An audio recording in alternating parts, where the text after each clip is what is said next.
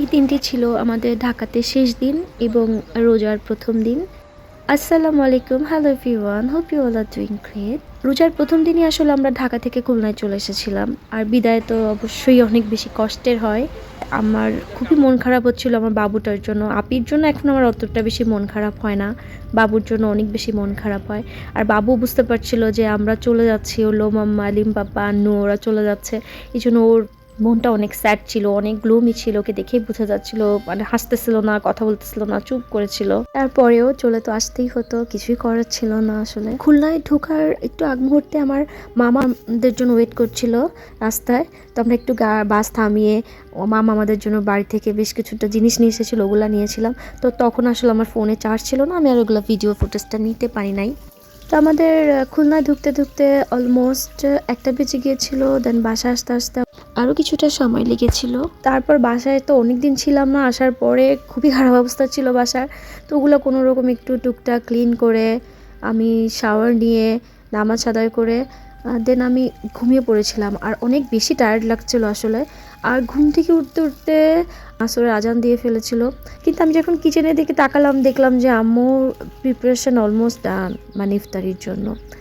আমার এটা দেখে অনেক বেশি খারাপ লাগলো যে আমরা একই সাথে আসলাম, আমরা সবাই রোজা ছিলাম, কিন্তু আমরা তো ঠিকই একটু করে রেস্ট নিয়েছি, কিন্তু আম্মু রেস্ট নেয় নাই। আম্মু ঠিকই তার বাচ্চাদের জন্য ইফতারি বানাচ্ছে। আসলে মারা এরকমই। যদিও আম্মুকে না করেছি ইফতারি না বানানোর জন্য, আপনি আমাদের সাথে বেশ কিছু খাবার দিয়ে দিয়েছিল সাথে করে, যাতে আমরা ইফতারি করে ওগুলা খেতে পারি।